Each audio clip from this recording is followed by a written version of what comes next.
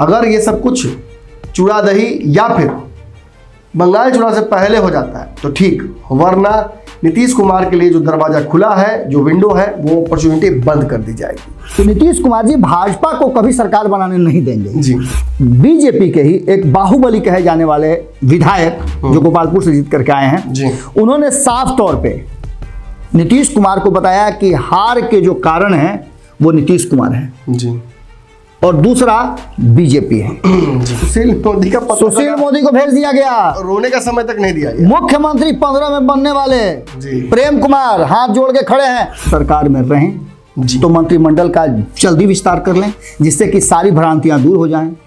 अगर सब कुछ ठीक है, मैं वही बोल रहा था, अगर सब कुछ ठीक है तो करिए विस्तार, तो विस्तार कीजिए।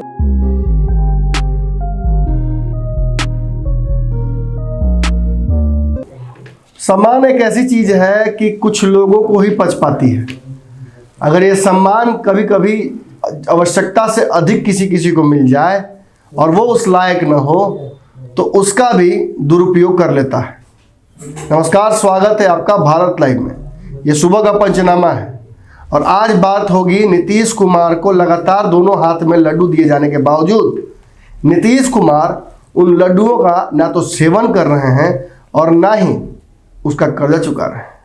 नीतीश जी के वर्तमान राजनीतिक स्थिति में जिस जगह वो हैं राजनीतिक तौर पर अपनी पार्टी के साथ, बहुत ज़्यादा उनके लिए संभावनाएं नहीं होनी चाहिए थी, लेकिन बिहार में राजनीतिक माहौल ऐसा है, कुछ चीज़ें ऐसी हैं जिनकी वजह से नीतीश कुमार अभी भी प्रासंगिक हैं। अब देखिए ना, जहाँ एक तरफ भाजपा उनको ज़्यादा सीट लाने के बावजूद मुख्यमंत्री बनाई हुई है, वहीं राजद इतना बड़ा झटका देने के बावजूद नीतीश कुमार के 2017 में उनको अपने साथ लेकर चलना चाहती है। ऑफर पर ऑफर मिल रहे हैं।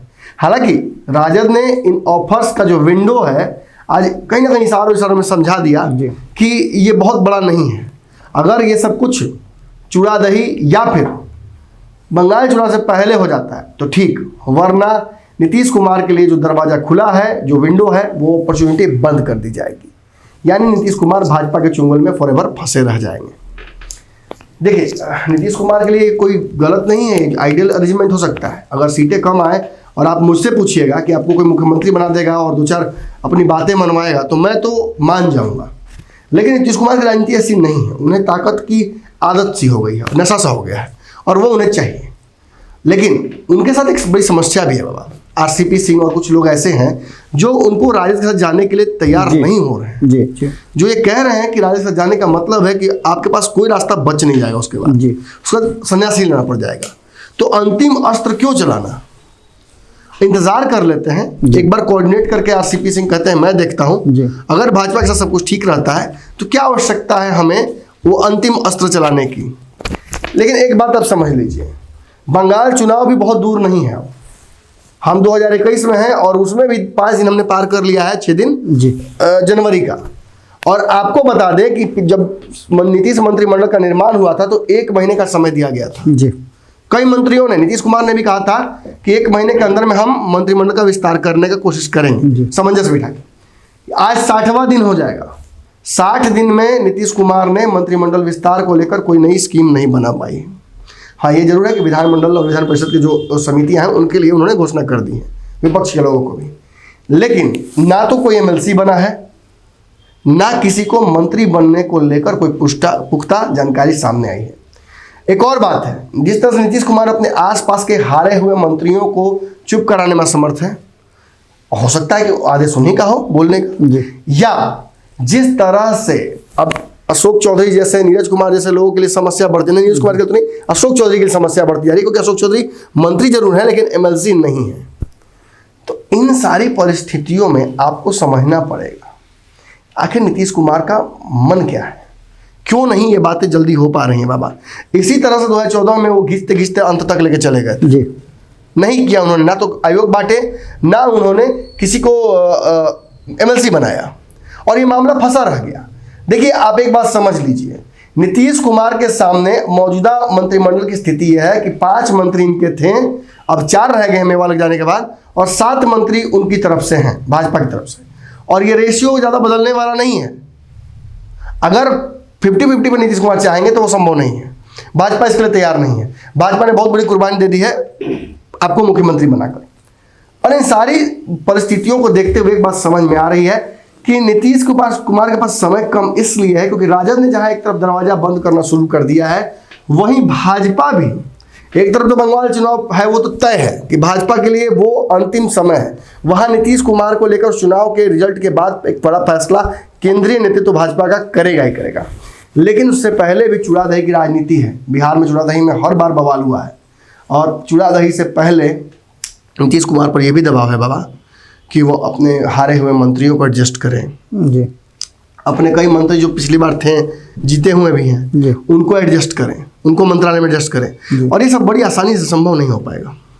नमन जी, लगभग तो आपने सारी बातें कह दी हैं। इन बातों में कुछ ऐसे तथ्यात्मक बातें हैं, तथ्यों की बात, तथ्यात्मक गलतियां, तथ्यात्मक वगैरह, तथ्यात्मक शब्द का प्रयोग ज़्यादा आजकल हो रहा है। और जब तथ्यों की बात होगी तो तथ्य जो हम देने लगते हैं तो कई लोग हम तथ्य देने लगेंगे बाबा तो अच्छे लोगों को दुख होने लगेगा, लोग रोने लगते हैं, विधवा विलाप करने लगेंगे। बस तो हम तथ्यों की बात कर रहे हैं।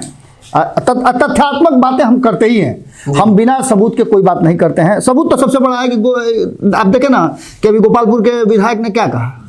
बाबा बिहार में अब हर दिन यही कहना पड़ता है, लेकिन कहेंगे जरूर क्योंकि ये शो बिजनेस है, इसमें जो दिखता है सो ही बिकता है। हर दिन हमारा एक विश्लेषण, हर दिन हमारा एक भविष्यवाणी सही होता है जी। फिर भी लोग हमें सबसे पीछे रखते हैं पायदान में। इसके पीछे कारण है कि हमारे पास बहुत ज़्यादा पूंजी नहीं है। एक कैमरा, एक स्टूडियो पे हम बैठ के काम करते हैं। 15 लोगों की हमारी टीम बच गई है, 20 लोगों की टीम थी, करते करते 15 लोगों की टीम बच गई। नमन जी, हमारे लिए कोई नई बात नहीं है, हम तो फिनिक्स की तरह हैं जी। तो वो बातें छोड़िए, एक दर्शक ने आज कहा भी है जी कि आप दोनों काफ़ी हैं बिहार की राजनीति को जिस तरह से आप लोगों ने नाथ दिया है, जिस तरह से नाथ दिया है, ये लगता है कि अब आप लोग के हाथ से बाहर निकलने वाले हैं। खैर चलिए, ये आपका बड़प्पन है, आपका प्यार है, सबकी अपनी रुचि होती है। अगर आप बात करेंगे तो एक इंजीनियरिंग की पढ़ाई करने के बावजूद यहाँ बैठने का मतलब ये कि राजनीति में मेरी रुचि है, मैं इसे अच्छे से समझता हूँ। मुझे मनोविज्ञान समझ में आता है, मुझे समझ में आ जाता है जब किसी का चेहरा देखता हूँ तो उसके मन में क्या भावनाएं चल रही हैं जी। ये मेरी खूबी है, भगवान ने दी है या मैंने निखारा है। उसी तरह से अन्य लोग यूट्यूब पर, फेसबुक पर, ट्विटर पर अपने अलग अलग जो उनके खूबियां हैं वो दर्शाते हैं। हमारी खूबी है, हम मजबूर हैं, हम आपको राजनीतिक बातें और राजनीतिक रस ही दे सकते हैं। हाँ, बिहार में जहां भी कहीं गलत हो रहा हो किसी के साथ, आप ये नहीं कह सकते चाहे कोई पत्रकार पिटा हो, जायज़ या नाजायज़ की वजह से, हम हर जगह खड़े रहें।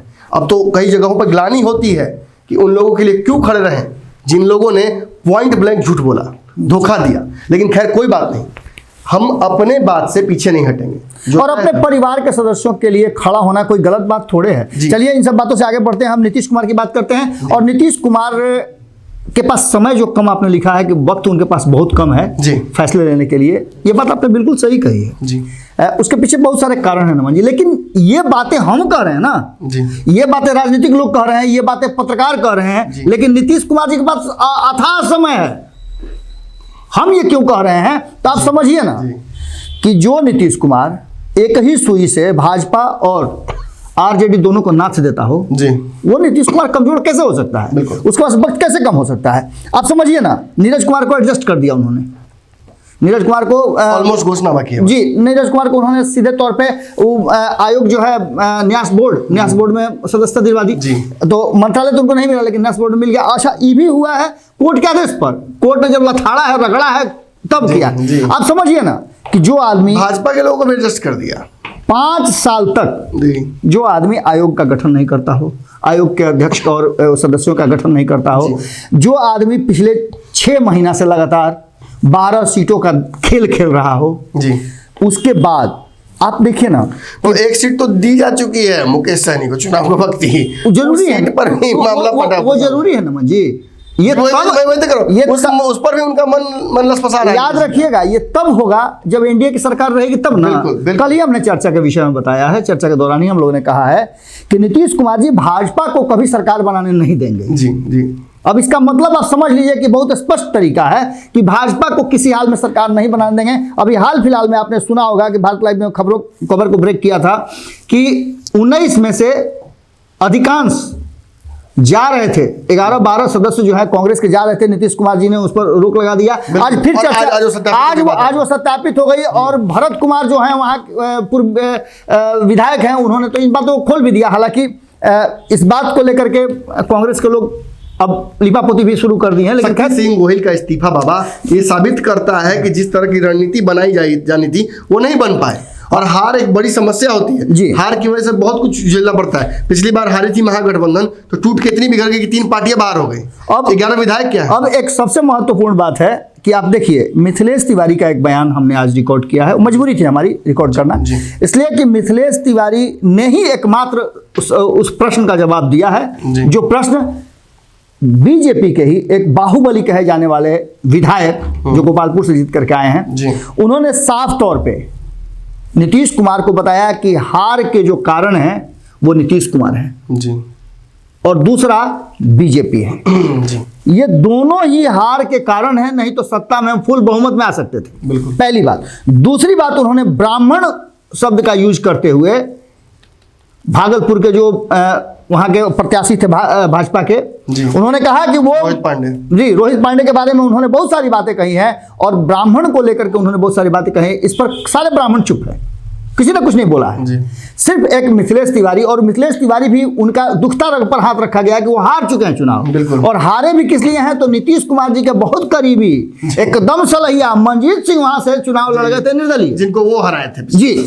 तो ये सब बातें तो हुई हैं, इसमें कोई दोरा नहीं है। अब आप जय कुमार सिंह की बात सुन लीजिए, जय कुमार सिंह कहते हैं तो गलत कहाँ कहते हैं, ये सारी बातें परेशान कर रही हैं नीतीश कुमार को, और नीतीश कुमार वो रास्ता खोज रहे हैं।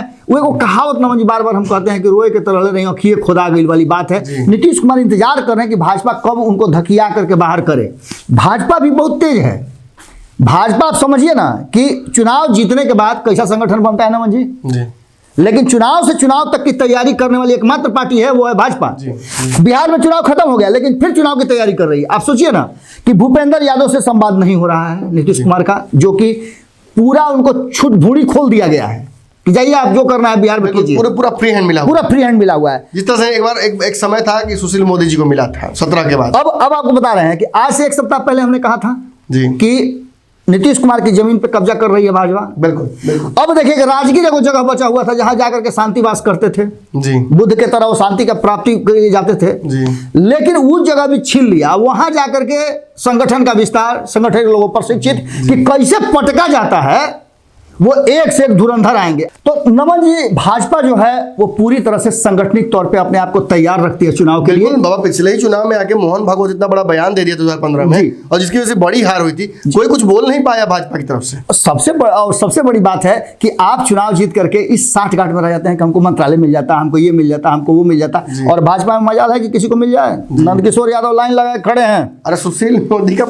मोदी को भेज दिया गया, रोने का समय तक नहीं दिया गया। मुख्यमंत्री 15 में बनने वाले प्रेम कुमार हाथ जोड़ के खड़े हैं, बयानों अब नहीं आता उनका, कोई पूछने नहीं जाता है, सारा प्रेस सबका बंद हो गया।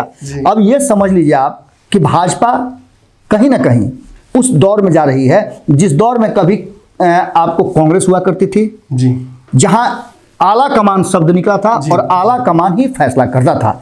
अब भाजपा भी आला कमान वाली प्रवृत्ति में जा रही है। सुशील मोदी के जाने के बाद, कुछ लोगों का पावर सीज हो जाने के बाद, ये हम सेफली कह सकते हैं कि नित्यानंद राय, भूपेंद्र यादव, इन्हीं के आसपास बिहार का जो पावर है वो सेंट्रलाइज रहेगा। और मुझे याद है बाबा, मैंने बहुत पहले कहा था कि अशोक चौधरी, नित्यानंद राय, ये लोग एक जैसे लोग हैं जी, ये आला के कमान बेस्ड काम करते हैं जी, जी। अब देखिए कि तब तक बॉस की प्रवृत्ति में रहते हैं जब तक कि इनके नीचे वाले लोग इनके पास रहते हैं, बिल्कुल, और तुरंत ही कर्मचारी बन जाते हैं जब इनसे बड़ा बॉस वहां आ जाता है। जी बिल्कुल, बिल्कुल। ये कॉर्पोरेट कल्चर है जी, बिल्कुल। अब इन सब बातों के बीच में आपने जो शुरुआत की है कि नीतीश कुमार के पास बहुत कम समय है, तो नीतीश कुमार के पास 2 चीज़ों के लिए कम समय है। या तो वो सरकार में रहें, तो मंत्रिमंडल का जल्दी विस्तार कर लें जिससे कि सारी भ्रांतियां दूर हो जाएं। अगर सब कुछ ठीक है, मैं वही बोल रहा था, अगर सब कुछ ठीक है तो करिए विस्तार, तो विस्तार कीजिए। अगर नहीं है तो देर होने का कोई सवाल ही कहाँ उठता है, और नहीं है तो चूड़ा दही में इधर उधर मत जाया कीजिएगा ज़्यादा। अब दूसरा एक और इम्पोर्टेंट बात है नमन जी, कि किसान आंदोलन चल रहा है ना, वहाँ बिहार का बड़ी ज़बरदस्त खोज हो रहा है जी। उस आंदोलन को लीड करने वाले अभी नज़र तो बहुत सारे लोग आ रहे हैं, लेकिन कमी नजर आ रही है। कहीं ना कहीं बिहार की कमी आ रही। और जहिया बिहार वहाँ पहुँचा, आपने देखा होगा अन्ना आंदोलन में बिहार के पहुँचते वहाँ एक खेला हो गया था। सुशासनिक छवि का बिल्कुल। नजर आ रहा है। और नीतीश कुमार जी का कहीं ना कहीं भीतरे भीतरे जो अंतरात्मा है ना, वो कुलबुला रहा है कि अभी मौका कैसे छोड़ दिया जाए। जी। तो मौका है उनके पास 26 जनवरी तक। जी। 26 जनवरी के लिए पूरी तैयारी हो रही है। दुख की बात है कि कल भारी बारिश और इसमें उन लोगों का रेवटी से बहुत दिक्कत हुई। और जो जिस तरह से आंदोलन चल रहा है नमन जी, उस आंदोलन को आप अप्रिशिएट कर सकते हैं, इसमें कोई दो राय नहीं है। मुझे लगता है कि मतलब इतने दिन नहीं चलना चाहिए था ये आंदोलन, सरकार को कुछ ना कुछ स्टेप लेना चाहिए था। जो बातें सुनने में आई हैं नमन जी कि कल 8वें दौर की बातचीत हो रही थी, इसमें 7वें दौर की बात खत्म हुई है। 8वें दौर की 8 तारीख को होनी है। 7वें दौर की बातचीत में जब ये बात आई, वो 3 कानून, सिर्फ किसानों का कहना एक ही बात था कि हम बैठक में आपके पास इसलिए आए हैं कि आपने बुलाया है कि आपकी बात हम सुनेंगे जी, और आपके बातों का हम फैसला करेंगे जी। तो क्या आप उन 3 कानूनों को वापस ले रहे हैं, रद्द कर रहे हैं? जी। कृषि मंत्री ने दबे शब्दों में कहा कि क्या उस पर संशोधन से काम नहीं चलेगा। जी।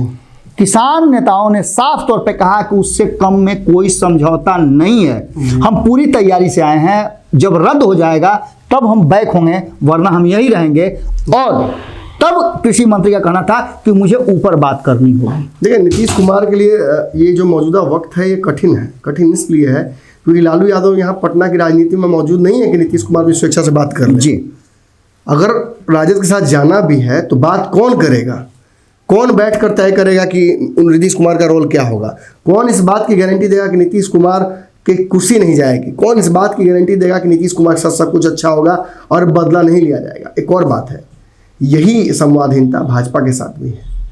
नीतीश कुमार को मजबूर किया जा रहा है कि वो भूपेंद्र यादव को फोन करके उनसे रिक्वेस्ट करके उनसे मीटिंग करें। एक और इम्पोर्टेंट बात है, एक और भूपेंद्र यादव से मिलने नहीं आएंगे, ना ही उनसे अमित शाह, जेपी नड्डा या नरेंद्र मोदी आएंगे। नमन जी, एक आपकी बातों का सबसे जो महत्वपूर्ण एकदम पॉइंट बिंदु है, एंड का बिंदु है, जिस पर बहुत ज्यादा गौर करने की जरूरत है। 10 लाख जो आप हमें देख रहे हैं, उसके अलावा भी देख रहे हैं, जो हमारे परिवार के सदस्य उसके अलावा जो भी दो देख रहे हैं, उनके लिए मैं कह रहा हूं कि नीतीश कुमार जी के साथ कहीं 2014 वाली गलती न हो जाए।